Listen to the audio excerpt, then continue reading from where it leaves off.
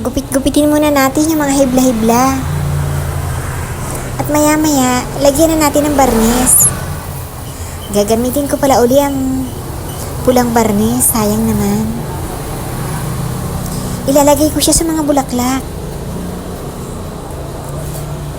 Maganda rin naman kasing medyo may pula-pula yung mga bulaklak.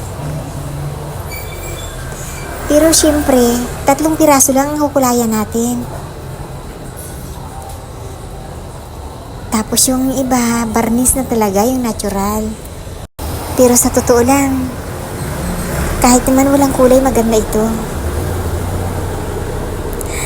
Natural na natural.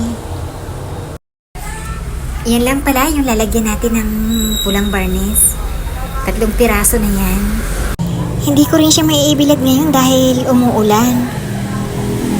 Tuwing hapon kasi umuulan na.